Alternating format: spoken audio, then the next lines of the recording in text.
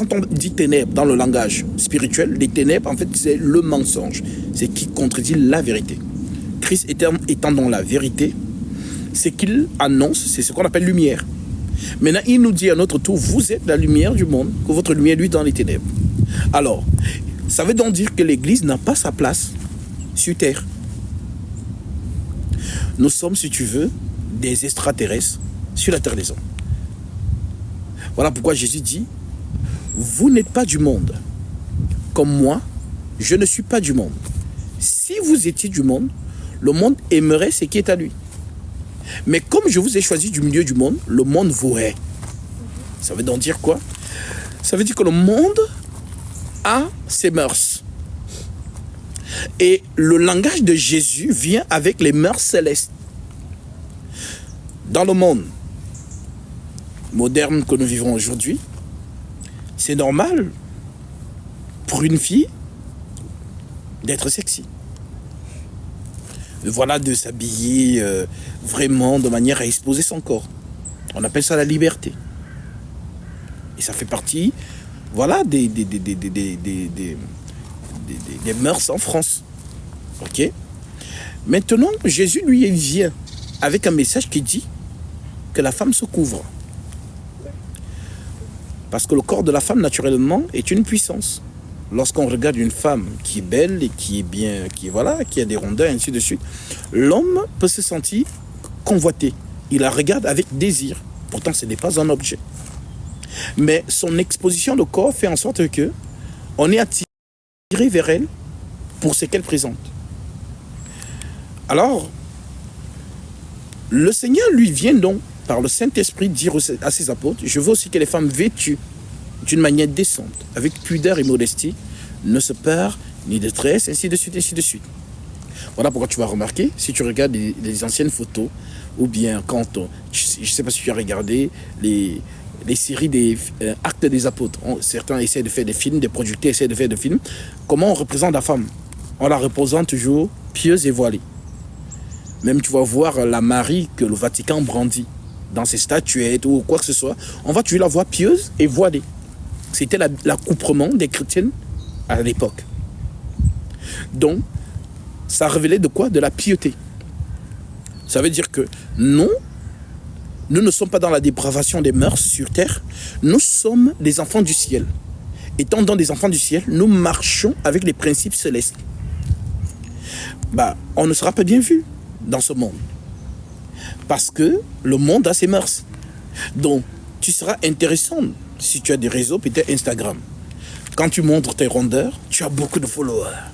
Tu as beaucoup de likes. Tu as beaucoup de vues. On dit, ah, mais elle l'a vraiment. Donc, ça fait ton effervescence. Mais, si demain tu écoutes le message du Christ et tu changes, tu commences maintenant à t'habiller de manière pieuse, on va commencer à dire que tu as changé. Le monde va te dire que tu as changé. Certainement, tu es en dépression. Certainement, il y a quelque chose qui ne va pas. Parce que pour eux, tu passes carrément de la... Pour eux, je dis bien, tu passes de la lumière aux ténèbres. Voilà pourquoi l'Écriture dit, viendra un temps où on appellera ce qui est bien mal et ce qui est mal bien. Donc, voilà pourquoi je te disais que nous, sur terre, nous n'avons pas notre place. Mais nos mœurs doivent luire dans les ténèbres au détriment même de notre vie. Alors, une fois qu'on a compris cela,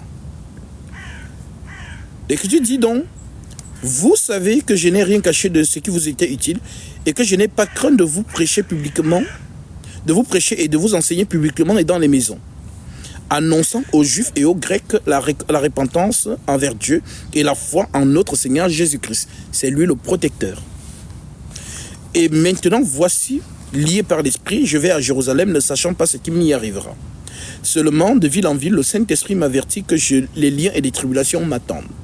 Mais je ne fais pour moi-même aucun cas de ma vie comme si elle m'était précieuse. Donc, Paul dit que même si, c'est un peu comme si moi, je suis appelé à aller, par exemple, en Allemagne, pour aller baptiser là-bas samedi.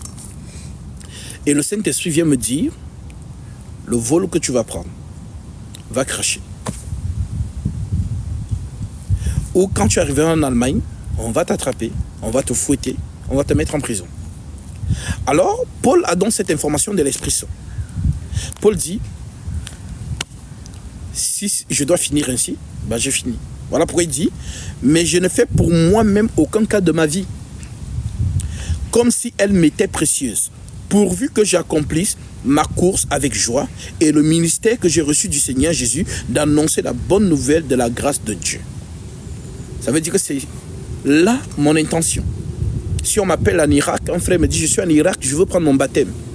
Humainement, on va se dire Irak, il y a les bombes, il y a la guerre là-bas. Moi, je ne dois pas raisonner comme ça. Je pars. Si c'est écrit selon la volonté du Seigneur qu'en allant en Irak, c'est là-bas que je vais mourir, alors je meurs dans la mission. Voilà pourquoi quand tu regardes comment les apôtres sont morts, ils sont tous morts à troussement, sauf Jean, qui est mort emprisonné, qui était en exil dans l'île de Patmos. Donc la manière dont ils sont morts, tu ne vas pas convoiter cela. C'était atroce. Donc, être prédicateur de la justice, ce n'est pas seulement, parce qu'aujourd'hui, quand on dit prédicateur, c'est porter les beaux costumes, les grosses montres, les ceci, cela, rouler dans les grosses voitures. Mais non, ça n'a rien à voir avec ça. Un prédicateur de Christ est celui, justement, moi je suis du temps des costumes. Paul n'était pas, en son temps, on s'habillait comme le Seigneur Jésus-Christ s'habillait en son temps. Moi je suis de la dernière, on va dire la génération la plus évoluée. C'est-à-dire que je suis au pic de la fin des temps. Je suis en 2024. Et en 2024, il y a des jets privés. En 2024, il y a des Rolls-Royce. En 2024, il y a des costumes, il y a des cravates, il y a des épingles, il y a toutes ces choses. Donc c'est ma génération. Ce n'est pas parce que je vais m'habiller comme ça que je ne suis pas disciple du Christ. Voilà donc pourquoi, si Paul, pour aller en mission, prenait le bateau et faisait 3 mois dans la mer, moi aujourd'hui, je peux faire 6 heures en avion. Et en première classe aussi. Cela ne fait pas de moi. Voilà, parce que quand les gens voient ça, ils vont dire, ah regardez, il vit dans le luxe. Ben, peut-être c'est une sœur qui a payé ce vol. Parce qu'elle sert le Christ. Ce qui veut dire que si je suis aussi en économie, je suis d'autant plus à l'aise. Et les gens qui sont assis à côté de moi, ce que je fais toujours, j'essaie toujours d'annoncer l'évangile. Par exemple, à une hôtesse, j'ai essayé de la brancher dans l'évangile. Elle écoutait, elle venait me servir, elle écoutait encore, ainsi de suite. Donc, nous sommes dans nous, les chrétiens, les vrais, dans ce rapport-là. Voilà donc pourquoi on ne craint pas pour notre vie. De toute manière, le Christ dit, celui qui voudra garder sa vie, la perdra. Mais celui qui la perdra à cause de moi et de la bonne nouvelle, la retrouvera. Ok? Et maintenant, voici, je sais que vous ne verrez plus mon visage dans la chair, tous au milieu desquels j'ai passé, prêchant le royaume de Dieu. C'est pourquoi je vous déclare aujourd'hui que je suis pur du sang de vous tous. Car je vous ai annoncé tout le conseil de Dieu sans en rien cacher. Prenez garde à vous-même et à tout le troupeau sur lequel le Saint-Esprit vous a établi évêque, pour paître l'église du Seigneur, qu'il s'est acquise par son propre sang. Je sais qu'il s'introduira parmi vous, après mon départ, des loups cruels, qui n'épargneront pas le troupeau, qu'il se lèvera du milieu de vous, des hommes qui enseigneront des choses pernicieuses pour entraîner les disciples après eux. Donc tu vois donc que Paul prophétise en disant que moi, j'ai tout le conseil de Dieu. Ce qu'on appelle le conseil de Dieu, c'est sa parole, c'est son plan. Alors Paul dit qu'il a prêché tout le conseil de Dieu sans en rien cacher. Ça veut dire qu'il n'y a pas une révélation supérieure à ce que Paul a prêché. Donc personne ne peut venir en 2024 vous dire « Ah, moi j'ai reçu telle révélation. Voilà, Paul n'a pas reçu cette révélation. » C'est faux. Par exemple, les gens disent que Paul n'a pas lu l'Apocalypse. Il n'a pas lu l'Apocalypse. Parce que pourtant, lorsqu'on lit Ézéchiel, c'est l'Apocalypse. Lorsqu'on lit le livre de Daniel, c'est l'Apocalypse. C'est une répétition. Voilà donc pourquoi il nous a parlé de l'Antichrist. Pourtant, c'est dans l'Apocalypse qu'on détaille ce que l'Antichrist fera. Donc pour dire que Paul nous a prêché tout le conseil de Dieu. Aujourd'hui, comme ces lettres étaient compliquées à comprendre, selon les dires de Pierre, de faire attention avec les lettres de Paul, car il y a des choses difficiles à comprendre, dont les personnes ignorantes et mal affermies tordent le sens, comme celui des autres écritures pour leur propre ruine. Vous donc qui êtes avertis, maintenez-vous sur vos gardes, de peur qu'entraînés par l'égarement des impies, vous ne veniez à des choix de votre fermeté. Donc nous restons fermes à ce que Paul a prêché. Et c'est ce que nous disons aujourd'hui. Ceux qui croient donc et qui gardent fidèlement cet enseignement, gardent l'enseignement véritable qui nous conduit au Seigneur Jésus-Christ. Je voulais donc poser ces bases pour te dire que ne sois pas étonné de voir beaucoup de branches dites chrétiennes aujourd'hui. Beaucoup disent qu'ils sont chrétiens, mais ils ne le sont pas. Parce que le chrétien, c'est celui qui est un avec la parole du Christ, qui n'a pas modernisé. Aujourd'hui, par exemple, tu vas trouver les chrétiens qui te disent Dieu n'a pas de sexe en rapport avec la femme. C'est-à-dire que, comme Paul a dit, je ne permets pas à la femme d'enseigner, ni de prendre l'autorité sur l'homme. Nous sommes ici dans le cadre de l'Église. L'Église n'est pas quelque chose terrestre, c'est quelque chose de céleste. Maintenant, le Seigneur donne l'autorité à l'homme d'instruire son Église, de perdre son Église. Mais le Seigneur n'a pas donné l'autorité à la femme d'enseigner. Mais la femme peut être un professeur de mathématiques à l'université. La femme peut être justement enseignante, voilà, dans le collège, le lycée, partout. Elle peut faire ce que l'homme fait comme travail. Mais en ce qui concerne le corps du Christ, le Christ a donné des instructions. Voilà pourquoi quand il s'agissait de remplacer Judas Iscariote, Pierre aurait pu dire que mais nous sommes déjà 11 hommes quand même. Donnons la place que Judas Iscariote a libérée à une femme. Marie de Magdala, par exemple, qui était la première à voir le Christ lors de sa résurrection. Pierre aurait pu dire ça. Mais tu vas voir que ni aucune de ces femmes de cette époque-là n'a revendiqué un quelconque rôle. Mais aujourd'hui, tu vas voir l'effervescence des femmes qui se rebellent à l'enseignement apostolique pour dire qu'elles veulent aussi être pasteuresses. Maman pasteur, tu as entendu parler certainement. Alors, non. L'enseignement est clair. Que les femmes se taisent dans les assemblées. Car il ne leur est pas permis d'y parler. D'autres veulent jouer avec les mots en disant non, c'est barbadé, ainsi de suite.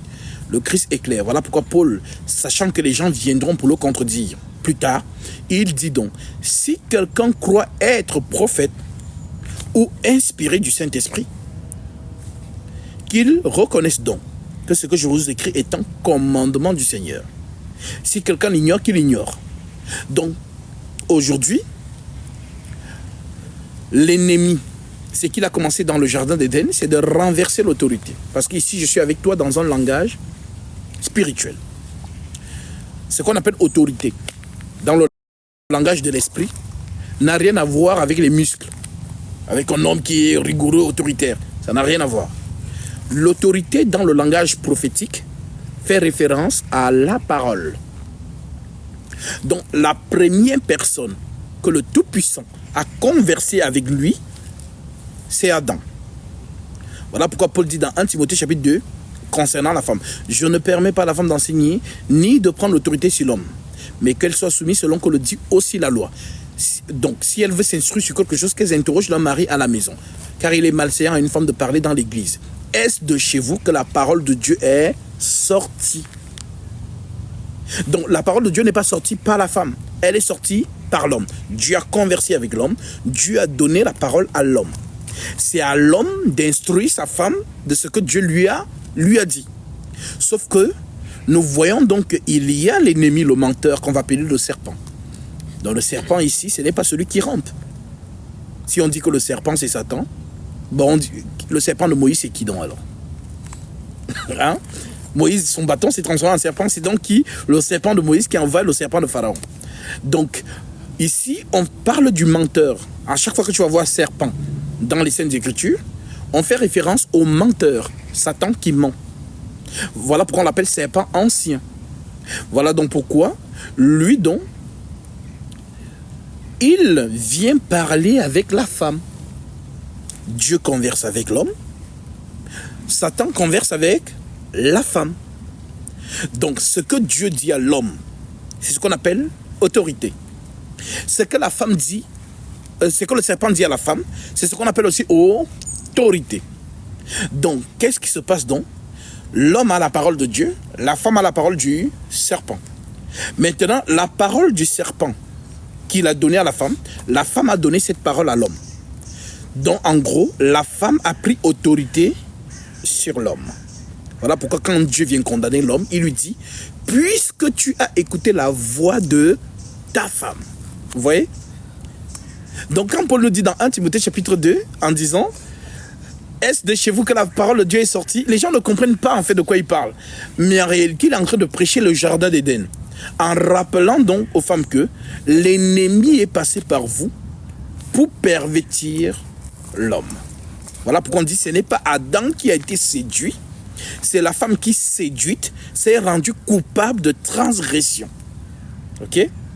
Maintenant, Paul prophétise sur elle en disant elle sera néanmoins sauvée en devenant mère. Alors ceux qui ne comprennent pas, ils se disent que ah non, si vous ne devenez pas mère, si vous n'accouchez pas, vous ne serez pas sauvés. Il faut faire des enfants, vous serez sauvés. Non. Devenir mère, Paul prophétise. Il faut comprendre que quand l'Esprit Saint parle, il est tellement rapide dans la prophétie qu'il faut bien comprendre ce qu'il est en train de dire. C'est-à-dire que quand Paul dit « Elle sera néanmoins sauvée en devenant mère », il ne parle pas de la femme à proprement dite. Ici, il fait référence à un peuple. C'est ce peuple qu'on appelle mère. Voilà pourquoi on voit une femme donc, dans Apocalypse chapitre 12, couronnée de 12 étoiles. La lune sur ses pieds est enveloppée du soleil. Et on dit qu'elle est enceinte. Alors les gens ont pris cette image, ils l'ont calquée à qui? À Marie. Sauf que ça n'a rien à voir avec Marie. Mais c'est un peuple. Quel est le peuple sur terre qui a 12 tribus? Dans ce temps-là, c'est le peuple d'Israël, dont les 12 étoiles de la femme représentent les 12 tribus. La femme en elle-même représente toujours le peuple. Et le fait qu'elle soit enceinte représente l'enfant qui va sortir pour sauver cette femme. Voilà pourquoi on dit elle sera néanmoins sauvée en devenant mère. Un enfant nous est né, un fils nous est donné. Et la domination reposera sur ses épaules. On l'appellera admirable. Père éternel. Donc, cet enfant, c'est lui qui sauve le peuple, la femme. Voilà donc pourquoi, quand on voit le soleil qui l'environne, le soleil c'est qui? C'est toujours Israël. Lorsqu'on voit la lune c'est toujours Israël. Selon le songe de Joseph, le fils de Jacob, qui a dit à son père, j'ai vu le soleil, la lune et les 11 étoiles se prosterner devant moi. Alors son père interprète son songe en disant, que veux-tu dire par là? Que moi, ton père, le soleil, ta mère, la lune, et tes frères, les 11 étoiles, viendrions nous prosterner devant toi. Et on dit que son père le gronda. Mais il a gardé le souvenir de ces choses. En d'autres termes, la petite étoile, que le soleil lui-même, parce que humainement, quand on parle du soleil, le soleil, c'est une étoile plus massive par rapport à ce qu'on voit. Donc l'image qu'on nous projette en fait, c'est que le soleil se prosternera devant une étoile.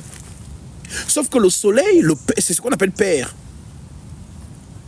Et le père donc va se prosterner devant le fils. Voilà pourquoi lorsque le fils est introduit dans le monde, l'Écriture dit que tous les anges de Dieu l'adorent. Donc le premier à s'adorer lui-même, c'est qui? C'est Dieu lui-même. Là, on entrera dans d'autres choses. Mais pour te faire comprendre que, aujourd'hui donc, si tu vois une femme dire qu'elle est pastoresse, elle a été victime. Parce qu'aujourd'hui, on sait que les femmes sont plus nombreuses que les hommes. Et la plupart des soi-disant églises que vous croisez, vous allez voir qu'il y a beaucoup plus de femmes que d'hommes. Alors ces hommes-là, sachant que la femme a la main sur le cœur, arrivent donc à séduire ces derniers en disant « Wow, on va verser l'huile sur ta tête, tu vas devenir pastoresse. » Et c'est comme ça qu'elles s'introduisent donc dans ces pratiques-là.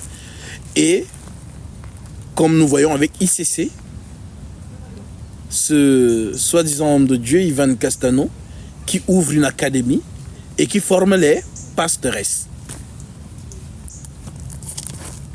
Donc, les gens jouent avec la fidélité des Saintes Écritures. Quant à nous autres, nous ne jouons pas. Nous restons radicaux à ce que l'Écriture dit. Quiconque va à l'encontre de cette Écriture va à l'encontre du Christ. On n'a plus le même langage. On ne peut plus être l'Église. L'Église n'est pas divisée. L'Église a le même langage, la même pensée, le même esprit. C'est ce qu'on appelle l'Église. Nous sommes les membres du corps du Christ. Regarde notre corps. Nous avons des membres. Et nos membres sont coordonnés à quoi? À la tête. Imagine-toi que tes membres ne sont pas coordonnés. Toi, tu vas aller à Paris, mais l'autre jambe te dit non, moi je vais aller à Marseille. Tu vas marcher comment? Est-ce que tu vas te diviser? Non. Donc, comme nous avons donc une seule tête qui est Christ, le chef de l'Église, et les membres font ce que la tête dit. Voilà pourquoi une écriture dit dans Luc chapitre 6, verset 6 à 7, Luc 6, verset 46, « Pourquoi m'appelez-vous Seigneur, Seigneur, et ne faites-vous pas ce que je dis ?» Voilà donc pourquoi nous sommes du Seigneur, et ce que le Seigneur dit, nous faisons. Notamment, le Seigneur lui-même, il aurait pu tuer ce débat en choisissant parmi les femmes une apôtresse. Mais tu vas voir qu'aucune femme n'a fait une revendication au Seigneur en disant « Mais Seigneur, quand même, vous êtes déjà quand même 12, pourquoi vous n'avez pas choisi au moins une femme pour représenter les autres femmes, pour qu'on se sente quand même voilà, valorisé. » Et Pierre, à son tour, lorsque Judas libère la place, pourrait dire qu'on mette Marie de Magdala ou Marie-Mère de Jésus. Mais il n'a rien fait de cela. Au contraire, on met deux hommes, Matthias et Joseph, pour ne pas contredire les psaumes qui disaient qu'un autre, et non une, prenne sa charge. Donc, nous avons donc beaucoup de choses comme ça dans ce siècle qui n'ont rien à voir avec l'Église de Christ. Une fois que tu as compris cela, le Vatican baptise les bébés. Beaucoup de gens aujourd'hui qui ont 80 ans, 60, 50, ont été baptisés étant bébés. Je te le dis parce que avant de baptiser ici, je baptisais juste en bas de la Tour Eiffel, la Seine. Vraiment juste en bas de la Tour Eiffel. Et quand je baptisais là-bas, mes premiers baptêmes, c'est là-bas que je les faisais, il y avait du monde qui s'arrêtait, puisque c'est un lieu touristique. Toutes les langues s'arrêtaient. Et ils étaient stupéfaits de voir que lorsque je baptisais, la personne se met à parler en esprit. Alors ils se disaient, mais c'est quoi? Qu'est-ce qui se passe? Alors, je profitais par là pour leur annoncer la parole. Alors il y avait certains qui me disaient, mais nous, on n'a pas été baptisés comme ça. On nous a baptisés étant bébés. On a regardé les photos, des albums photos. Avant, il n'y avait pas Instagram. Donc, quand tu venais à la maison, on te donnait l'album photo, tu regardais les photos. Donc, si la personne, on n'avait pas pris la photo de son baptême étant bébé, on allait seulement lui dire de bouche que tu as été baptisé. Mais lui-même ne serait pas conscient qu'il a été baptisé. Voilà donc pourquoi beaucoup et des milliards de personnes ont reçu ce genre de baptême, sont morts dans le mensonge, des âmes perdues.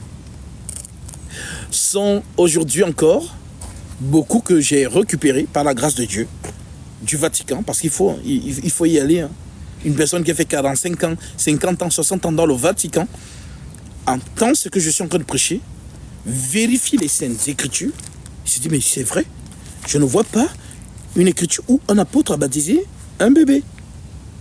Je vois que les apôtres ont tous baptisé des hommes adultes et des femmes adultes, parce que le baptême est un engagement de bonne conscience. Le Seigneur dit, celui qui croira et qui sera baptisé sera sauvé. Donc pour être baptisé, il faut croire, c'est la condition. Je ne mets personne dans l'eau si la personne n'a pas cru. Voilà donc pourquoi un bébé ne peut pas croire. Alors quand vous le mettez dans l'eau, c'est sur quelle base? Alors regarde comment Satan, parce que c'est Satan, qui justement entre dans des hommes et fait du massacre, comme Paul l'a prophétisé. Il s'introduira parmi vous des loups cruels qui n'épargneront pas le troupeau. Il se lèvera des hommes qui enseigneront des doctrines pernicieuses pour entraîner les disciples après eux.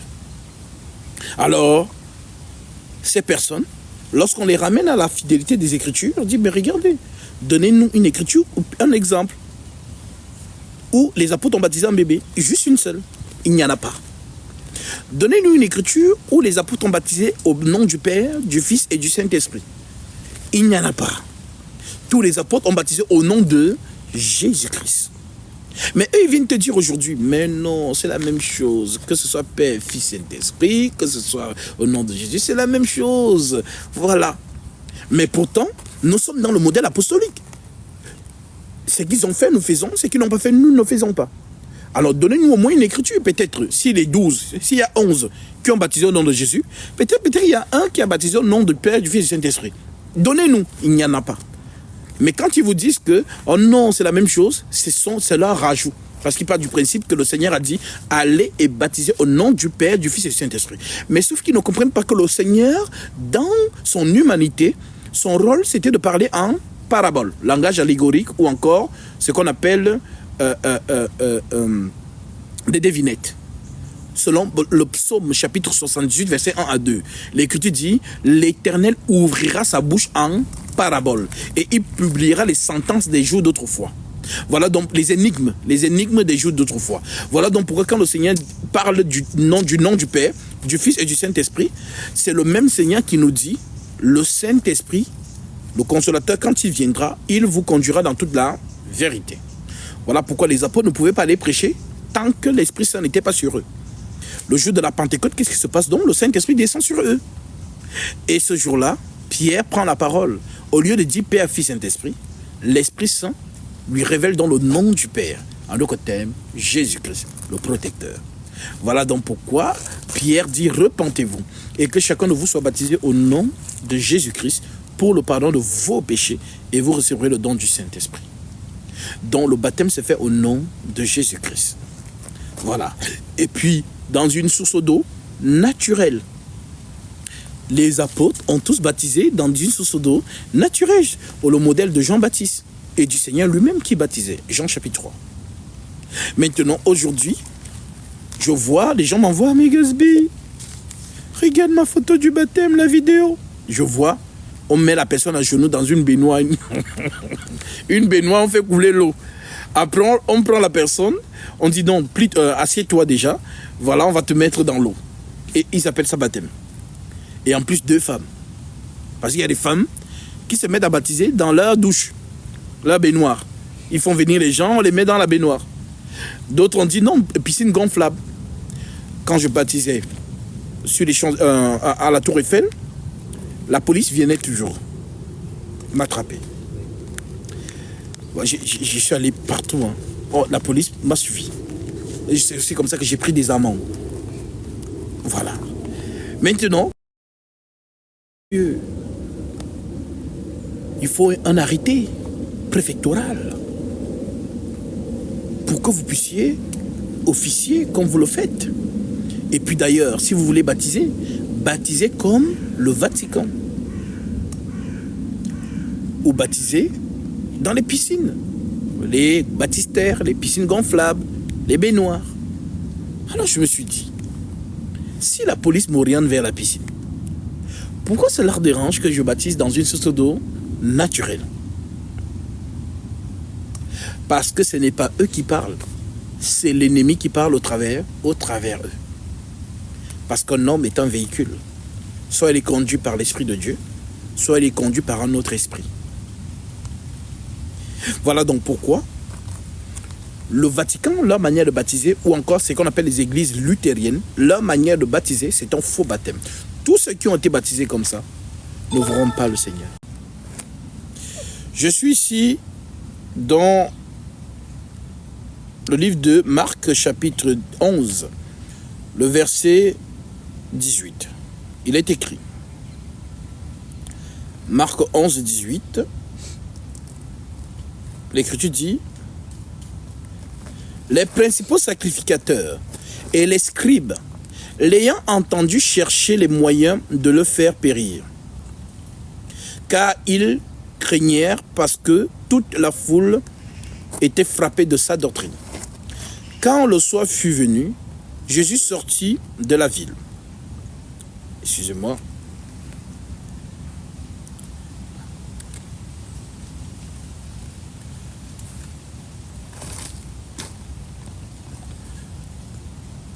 On va prendre directement le verset 28 pour ne pas faire long. L'Écriture dit donc, il se rendit de nouveau à Jérusalem, au verset 27.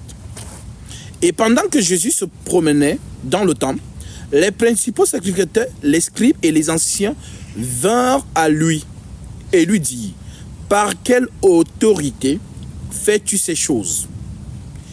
Et qui t'a donné l'autorité de faire cela, de les faire? Jésus leur répondit, je vous adresserai aussi une question. Répondez-moi, et je vous dirai par quelle autorité je fais ces choses. Le baptême de Jean venait du ciel ou des hommes?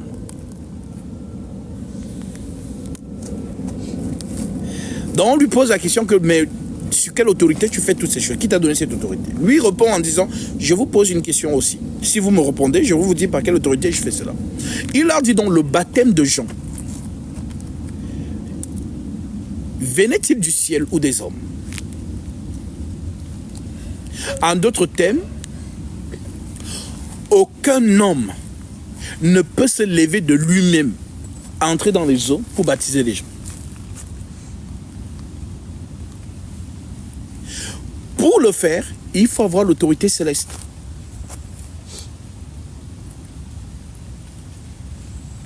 Donc, Jean-Baptiste, lorsqu'il baptisait, son baptême était inspiré des cieux. Mais aujourd'hui, qu'est-ce qu'on voit? Les gens se lèvent, on leur demande d'aller acheter l'huile d'olive à Monoprix. On vient, on les verse sur la tête, on dit que non, tu es devenu homme de Dieu. Et ces personnes partent et baptisent les gens. Alors je vous le déclare. Le baptême, c'est une porte cachée qui s'ouvre uniquement pour les enfants de Dieu. Voilà pourquoi quand Jean baptisait, les pharisiens qui ne croyaient pas à ce qu'il annonçait venaient aussi se faire baptiser en se disant, certes on ne croit pas à ce qu'il dit, mais on ne sait jamais, nous venons prendre quand même notre baptême. Alors Jean a vu cela et Jean a dit, race de vipères, qui vous a appris à fuir la colère à venir? Donc Jean nous révèle que le baptême, c'est un lieu où on se cache à l'abri de la colère qui vient. Alors je te poserai la question par exemple. Est-ce que tu connais la plus grande catastrophe naturelle de ce monde dans l'histoire? Le déluge. L'époque de Noé. Avant que Dieu ne fasse descendre la colère, le déluge, il révèle à un homme de construire une arche. L'homme construit, les gens sont venus entrer, notamment ses fils et les animaux. Et Dieu est venu fermer l'arche. Et il a fait descendre le déluge. Beaucoup n'ont pas cru à Noé. Mais lorsque le déluge vint, est-ce que ceux qui étaient dans l'arche ont péri? Non. Le déluge n'a pas eu de pouvoir sur eux. Alors le Seigneur dit, dans Matthieu chapitre 24, le temps de la fin sera comme au temps de Noé. Car dans les jours qui précédaient le déluge, les gens mangeaient et buvaient. Pour manger et boire, il faut quoi? De l'argent. Ici en France, pour aller au restaurant, on regarde quand même ce qu'on a dans... Ils mariaient leurs enfants. L'engouement du mariage. Lorsqu'on lit ça comme ça, on ne comprend pas le message qui est caché derrière. Mais ceux qui ont l'esprit de la prophétie comprennent que ce sont des signes qu'il envoie. Que lorsque vous verrez l'engouement de ces choses, sachez donc que le Fils de l'homme est proche. Nous sommes dans une génération où tout le monde veut se marier. Dès que tu dragues une fille, oh non, je suis fatigué, si c'est pas pour m'épouser, franchement, voilà, elles en ont marre d'aller manger au resto pour rien. Parce qu'après le restaurant, voilà, ceux qui sont dans le monde disent toujours, ben, on va se reposer. Ou voilà, on part en week-end. Quand un homme te dit, déjà vous n'êtes pas marié, il te dit, je t'amène en week-end. Si tu es naïf, tu penses que tu vas aller regarder la mer ou quoi que ce soit, il a ses plans dans la tête. Donc aujourd'hui, les femmes qui ont compris ces choses veulent maintenant des hommes sérieux qui viennent pour les épouser. Et non plus pour nos restaurants samedi, vendredi, voilà, après, dès qu'il a ce qu'il veut, il s'enfuit, il n'est plus là. Beaucoup ont été victimes de ça. Alors aujourd'hui, il y a une effervescence. L'engouement du mariage en cette époque, c'est un signe prophétique. L'engouement de l'argent, l'amour de l'argent, ça fait partie des signes. Sache que dans les derniers jours, il y aura des temps difficiles, car les hommes seront égoïstes, amis de l'argent. Aujourd'hui, pour dire même bonjour à une fille, il faut avoir l'argent. Et il y a encore une concurrence encore terrible. Ce qu'on appelle aujourd'hui, peut-être que tu as entendu parler des sugar daddy. Voilà. Un sugar daddy, c'est quelqu'un qui est dans cet âge, qui a déjà roulé, qui a l'argent, mais qui n'a pas le physique. Quand je parle du physique ici, c'est un homme fatigué, on va dire ça comme ça. Mais il a l'argent. Maintenant, la jeune fille, elle a 18 ans. Et cet homme lui propose de l'argent et elle lui propose sa jeunesse. C'est un échange. Ils ont appelé ça pour embellir escort girl. Ça sonne bien. Si tu dis prostituée, voilà, ça ne sonne pas bien. Mais on appelle ça escort girl, l'escorting. Donc aujourd'hui, c'est devenu une mode. Chaque jeune fille en cette génération ont des sugar daddy. Même pas 1, 2, 3, 4. Donc l'amour de l'argent. Ce qui fait donc en sorte que lorsqu'un jeune qui a son âge, peut-être 18 ans aussi, fait ses études, il voit que sa copine du lycée ou de l'université ne le regarde pas parce qu'il ne peut pas concurrencer des hommes de 70 ans qui ont, voilà, vachement l'argent et qui peuvent donner à sa copine pour le petit déjeuner 3 000 euros. C'est son petit déjeuner, 3 000 euros. Donc toi, tu vas aller à l'école, tu vas retrouver un emploi, ton salaire, c'est 3 000 euros. Donc quand elle voit le train de vie que le sugar daddy lui donne, 3 000 euros juste son petit déjeuner, et toi, tu lui proposes 3 000 euros pour le mois, genre avec les enfants aussi. Elle s'est dit, non. Alors, c'est ce qui déprave dans les mœurs aujourd'hui. Ce qui fait donc en sorte que les gens ne sont plus sincères dans les relations. Les premières questions seront, tu fais quoi dans la vie? Quand on te pose cette question, c'est pour jauger ce que tu peux avoir dans la poche. Donc il n'y a plus vraiment la sincérité. Et c'est vraiment un signe qui montre que le monde aujourd'hui est dans les signes que le Christ a présentés. Les signes des temps. Voilà donc pourquoi nous donc, dans le Seigneur, le Christ nous dit que celle qui n'est pas mariée s'inquiète des choses du Seigneur, des moyens de plaire au Seigneur. Que celui qui n'est pas marié s'inquiète des choses du Seigneur, des moyens de plaire au Seigneur. Alors, si tu veux te marier, la condition des chrétiens pour se marier, c'est fuir l'impudicité. C'est la seule condition. Mais si tu es capable de résister à l'impudicité, Si tu es capable, voilà, la volupté n'agit pas en toi, ça ne te fait ni chaud ni froid, reste sans mari. Parce que si tu te maries, l'apôtre Paul dit, ils auront des tribulations dans la chair. Les problèmes. Tu vas voir les couples, ils se disputent. Certains même, ils invitent des parents, mais ils se sont disputés. Mais ils font déjà, ils sont, ah chérie, ça va. Mais dès que le papa part, maman part, les problèmes recommencent. L'Esprit a vu cela. Voilà donc pourquoi, nous, dans le Seigneur, nous marchons par les mœurs de l'Esprit. Je veux vraiment ici, si je te présente ces choses de cette manière, c'est pour que tu comprennes, même après ton baptême, dans ta marche, tu dois comprendre que nous sommes des extraterrestres sur Terre. Je parle d'extraterrestres pour ceux qui n'ont pas les mœurs du monde. Nous sommes du monde. Ok? Nous avons été dans le monde. On a fait rouler la bosse, comme on va dire. On a aussi été dans les mêmes choses.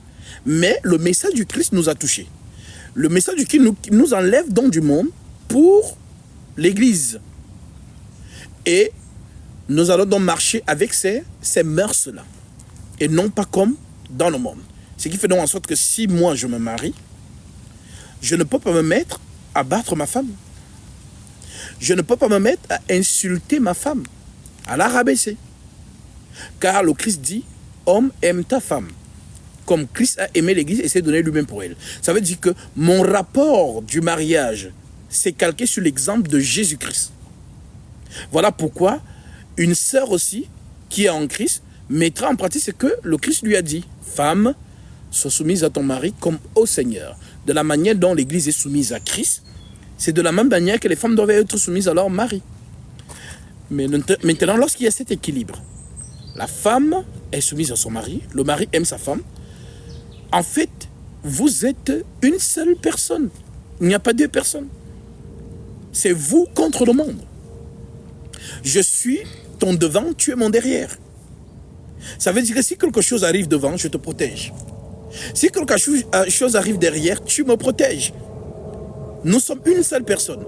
Mais maintenant, regarde aujourd'hui. Tu peux être avec une femme, elle a des entreprises quelque part, mais tu ne sais pas.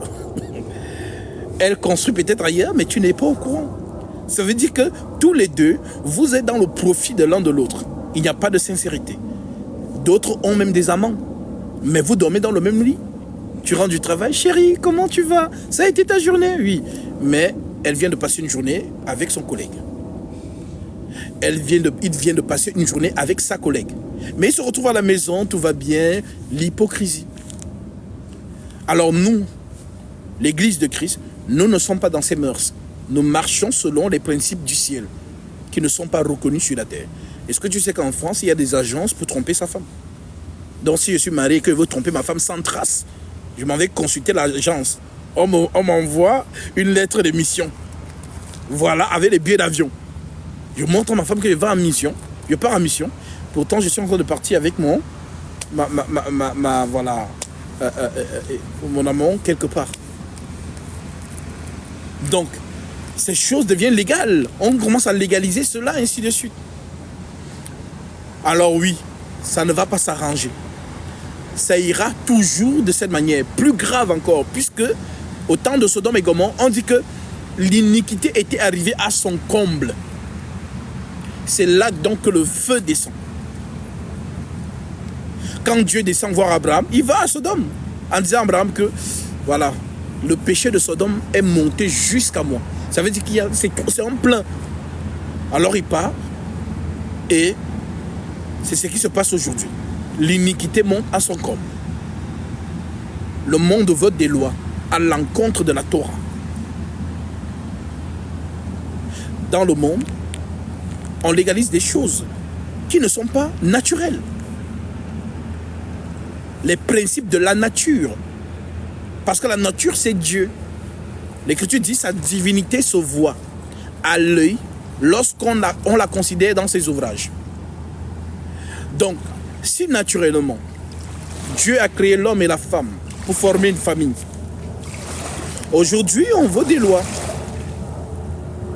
où l'homme et l'homme peuvent avoir une famille. Ça va contre les lois naturelles. Mais aujourd'hui, tu ne peux pas combattre contre ça. Sinon, ça devient de l'homophobie. Et il y a des amendes. Donc, vraiment, je voudrais vraiment que tu comprennes que le baptême qu'on prend n'est pas juste une formule. Le baptême que nous prenons n'est pas juste voilà une étape administrative dans notre vocation. Non. Le baptême, c'est un changement de vie. Si on veut vivre en Égypte, restons en Égypte. En Égypte, il y a tout. Quand je parle de l'Égypte, je ne parle pas de la ville. Parce que la ville en Égypte nous annonçait un message. Parce que quand les gens lisent, ah, Israël a été esclave en Égypte, ils ne comprennent pas le message caché, céleste. L'Égypte représente quoi? Ton corps, la chair humaine. Canaan représente quoi? L'esprit. Et le désert représente quoi? Le brisement. L'eau représente quoi? Le trou d'une aiguille. Tu ne peux pas venir au désert vers Dieu s'il n'y a pas un chemin qui n'existait pas. Lorsque l'Écriture dit, il sera plus facile à un chameau de passer par le trou d'une aiguille qu'à un riche d'entrer dans le royaume des cieux. Naturellement, on comprend que le chameau ne peut pas entrer dans l'aiguille d'une aiguille. Il faut quand même être naïf pour ne pas comprendre ce verset de manière logique. C'est un message qui est caché. En d'autres termes, le Seigneur ouvre un chemin où il n'y a pas de chemin. Et par là, fait passer des gens pour les amener au désert. Étant dans le désert, ils vont subir ce qu'on appelle donc l'épreuve de la foi. Et ceux qui vont résister entreront à Canaan. Alors notre chair nous empêche d'entrer en Canaan. Voilà pourquoi on dit que les désirs de la chair sont contraires à ceux de l'esprit. Notre chair nous amènera toujours à vouloir assouvir les choses de ce monde. Mais le Christ nous appelle à lever toujours nos yeux vers la croix de Golgotha. C'est ce qu'il dit, comme Moïse éleva le serpent dans le désert. Ainsi le Fils de l'homme sera élevé. Et quiconque croira en lui aura la vie éternelle. Donc, il faut que maintenant tu saches que celui qui s'approche de Dieu croit premièrement qu'il existe.